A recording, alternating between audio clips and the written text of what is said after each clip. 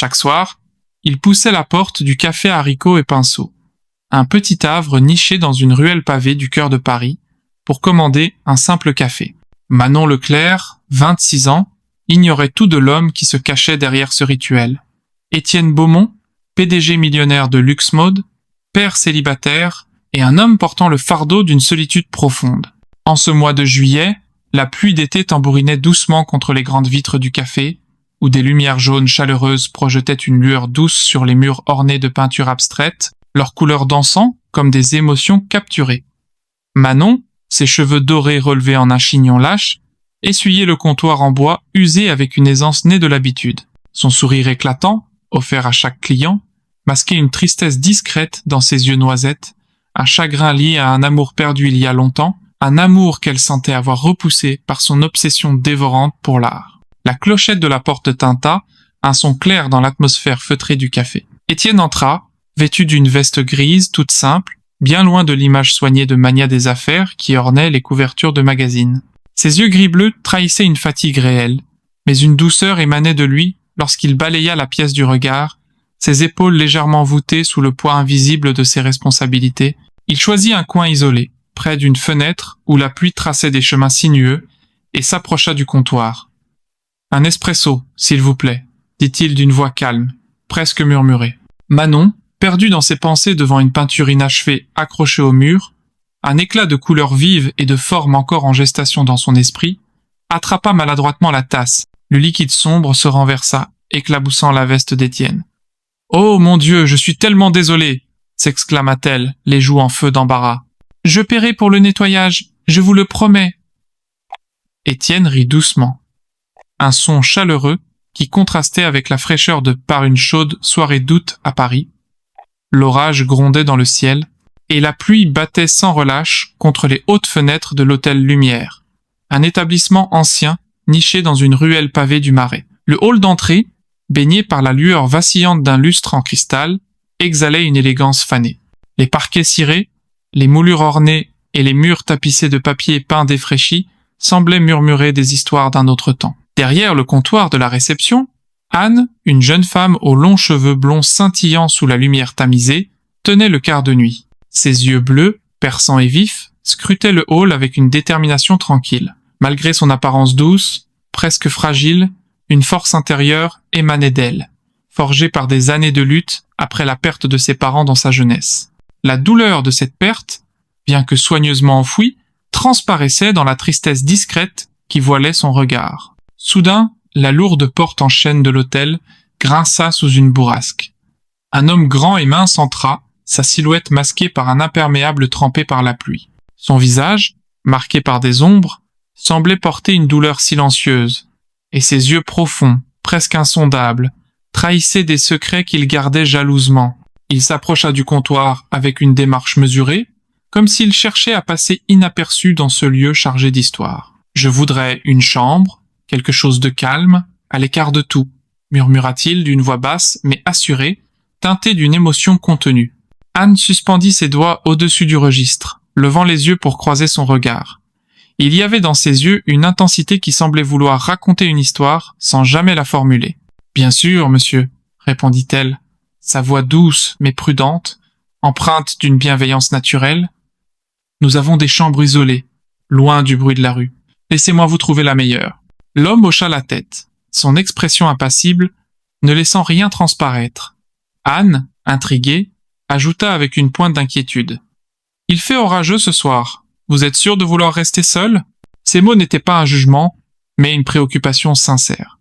Un sourire fugace, presque imperceptible, fendit l'air sombre de l'homme comme une fissure dans une armure soigneusement forgée. « Parfois, la solitude est le seul moyen de trouver la paix, » répondit-il, sa voix portant une gravité qui donna à Anne l'impression de frôler un secret. Elle lui tendit une clé en laiton, ornée d'une étiquette ancienne, marquée du numéro 214. Chambre 214, l'une des plus calmes. « N'hésitez pas à appeler si vous avez besoin de quoi que ce soit, » dit-elle avec un sourire professionnel, mais teinté de curiosité. Alors qu'il s'éloignait vers le couloir, Anne le vit s'arrêter près d'une femme de ménage qui luttait avec un chariot de ménage coincé dans un passage étroit. Sans un mot, il s'approcha, souleva délicatement le chariot pour le libérer, puis s'éclipsa avant que quiconque ne puisse le remercier. Ce geste, discret mais empreint d'une bonté inattendue, toucha Anne profondément. Une chaleur inattendue naquit en elle, contrastant avec la tempête qui faisait rage dehors. Elle retourna à son comptoir, le regard perdu dans le hall. L'hôtel Lumière, avec son parfum de bois vieilli et d'air parisien chargé d'humidité, semblait vibrer d'une vie secrète. Ses planchers grinçants, ses murs ornés de moulures et ses meubles patinés par le temps racontaient des histoires que personne n'osait murmurer à voix haute. Ce soir-là, sous le grondement de l'orage, l'hôtel semblait prêt à dévoiler ses mystères. Anne prit une profonde inspiration, chassant la mélancolie qui s'accrochait souvent à elle comme une ombre. Ses cheveux blonds scintillaient légèrement sous la lumière du lustre, encadrant un visage marqué par le chagrin d'une jeune fille qui avait tout perdu mais refusait de se laisser briser. Elle songea à l'étranger de la chambre 214. Cet homme, dont la présence, bien que discrète, emplissait l'espace d'une gravité singulière. Elle sentit que son histoire, comme la sienne, était tissée de douleur, mais peut être aussi d'un espoir encore inexprimé. Au fil des jours suivants, Michel, l'homme mystérieux, devint une présence familière dans l'hôtel. Il apparaissait régulièrement, toujours calme, presque invisible, mais Anne remarquait les petites choses qu'il faisait, celles que les autres semblaient ignorer.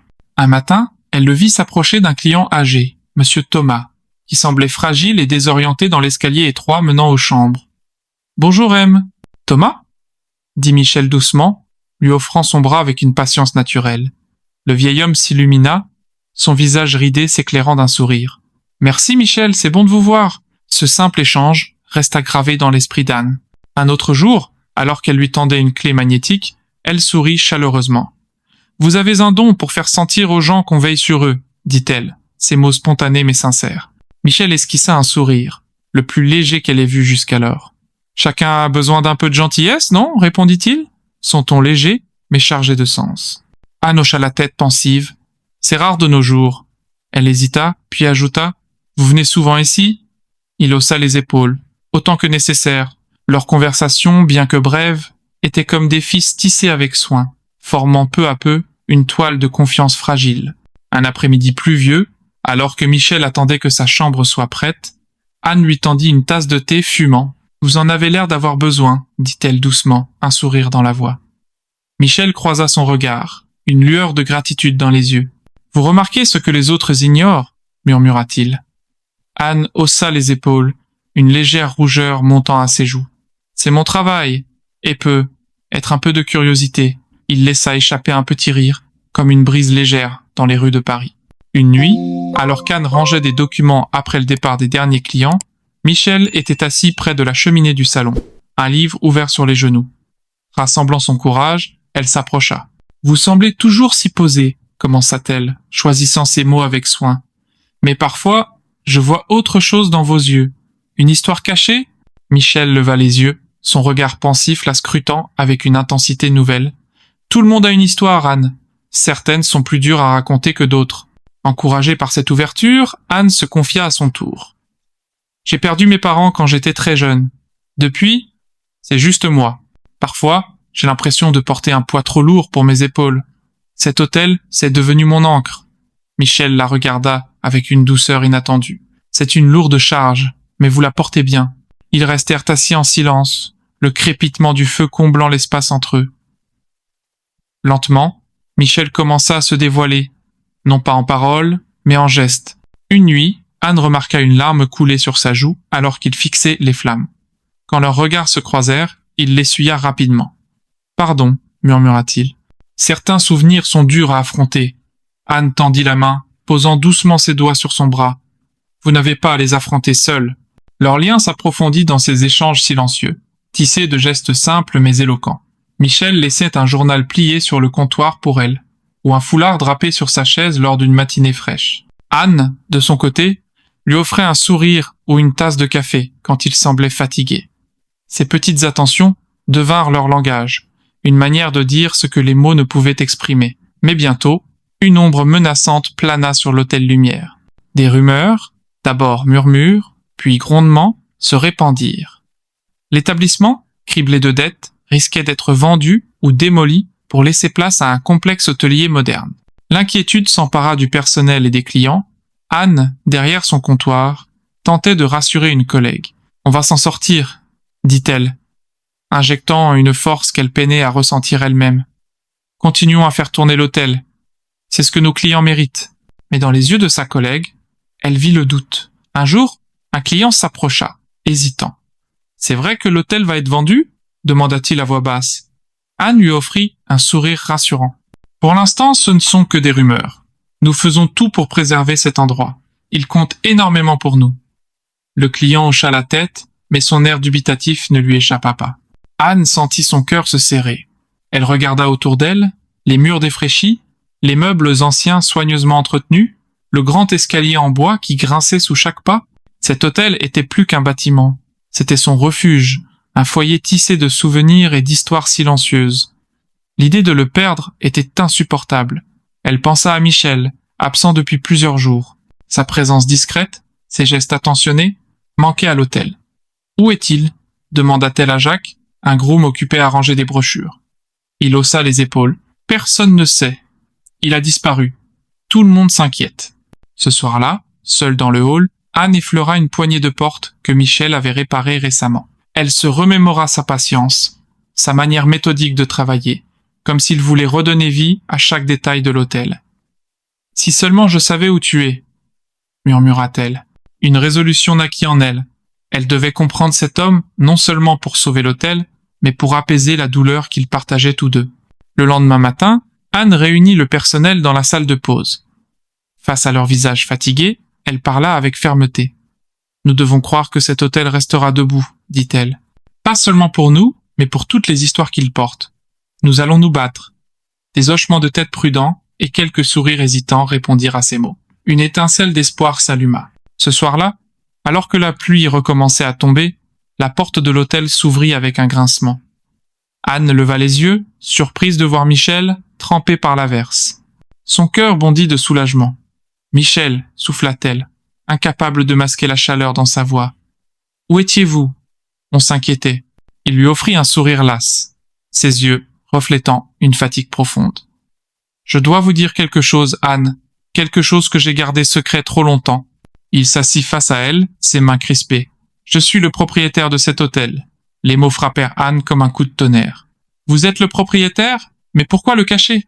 Michel baissa les yeux un instant, puis les releva, plein d'honnêteté. « Cet endroit est tout pour moi. Ma famille a tout perdu à cause de dettes et de trahison. J'ai acheté cet hôtel pour le sauver, pour en faire un refuge. Pas seulement pour moi, mais pour tous ceux qui y passent. Mais je devais rester discret pour le protéger. » Anne, bouleversée, sentit son admiration grandir. « Merci de me faire confiance, » murmura-t-elle, sa voix tremblante d'émotion. « Je n'avais aucune idée. » Michel hocha la tête, une lueur de soulagement dans les yeux. « Je veux que vous sachiez la vérité, Anne. Je veux construire quelque chose de réel avec vous, basé sur la confiance, pas sur les secrets. » Leurs mains se joignirent sur le comptoir, scellant une promesse silencieuse. Cette nuit-là, l'hôtel sembla s'animer d'une nouvelle chaleur, comme si la vérité avait ravivé ses murs anciens. Les semaines qui suivirent furent un tourbillon de combats. Les investisseurs, impitoyables, multipliaient les pressions. Lettres de menaces, rumeurs malveillantes, manœuvres légales, Anne et Michel unirent leurs forces. Elle rallia les clients fidèles et le personnel, organisant des réunions et collectant des lettres de soutien. Michel, de son côté, se montra un gardien infatigable, travaillant dans l'ombre pour contrer les attaques. Une nuit, Anne le trouva sur le toit, réparant une gouttière sous la lumière de la lune. Ses gestes, précis et méthodiques, trahissaient un amour profond pour l'hôtel. Elle l'observa en silence, son cœur gonflé d'admiration. Un après-midi, fouillant dans l'attique poussiéreux à la recherche de documents sur l'histoire de l'hôtel, Anne découvrit une boîte contenant des lettres et des photos jaunies. Les mots, écrits d'une main familière, racontaient l'histoire tragique de la famille de Michel, une prospérité brisée par une faillite dévastatrice, des trahisons qui avaient tout emporté. Ce soir-là, elle le rejoignit dans le salon où il fixait le feu de la cheminée. « J'ai trouvé ça, » dit-elle doucement, lui tendant les lettres. « Je ne savais pas, votre famille, vous avez traversé tant de choses. » Les yeux de Michel s'assombrirent, et pour la première fois, son armure se fissura. « C'était un cauchemar que je pensais avoir enterré, » murmura-t-il. « Perdre mes parents à cause de la faillite, sentir tout ce que j'aimais m'échapper, J'ai fait des erreurs que je regrette chaque jour. C'est pourquoi je suis ici, pour repartir de zéro. Anne posa une main sur la sienne. Vous n'êtes plus seul pour porter ça. Michel s'effondra, des larmes silencieuses coulant sur ses joues. Anne le serra contre elle, offrant un refuge dans son silence. Ce moment marqua un tournant. Leur lien, déjà fort, devint une force indomptable. Malgré les tensions, une dispute éclata une nuit. Anne reprochant à Michel ses silences, lui avouant sa peur de la perdre, ils se réconcilièrent, promettant de tout affronter ensemble. Ils élaborèrent un plan. Collecte de fonds, soutien communautaire, action légale. L'hôtel Lumière, menacé, retrouva vie sous leurs efforts. Les murs furent restaurés, les planchers polis, des touches modernes ajoutées avec soin pour préserver son charme intemporel. Un soir d'août, alors que le soleil se couchait sur Paris, peignant le ciel de pourpre et d'or, Anne et Michel se tenaient sur le balcon de l'hôtel. Les toits de la ville scintillaient sous les dernières lueurs. « On a traversé tant de choses, » dit Michel, glissant une mèche blonde derrière l'oreille d'Anne. « Mais ici, avec toi, je me sens enfin chez moi. » Anne sourit, les yeux brillants. « Cet hôtel, c'est notre histoire. Un lieu où l'amour a guéri nos blessures. » Sous le ciel parisien, l'hôtel Lumière se dressait, témoin de leur lutte et de leur amour. Ensemble, Anne et Michel avaient transformé la douleur en espoir, la peur en courage, et l'incertitude en un avenir radieux. Dans ce havre, au cœur de Paris, deux âmes brisées avaient trouvé leur foyer, unies par un amour plus fort que les tempêtes. Abonnez-vous pour plus d'histoires qui touchent votre âme. Nous sommes curieux de savoir dans les commentaires depuis quelle ville ou pays vous nous écoutez. À très bientôt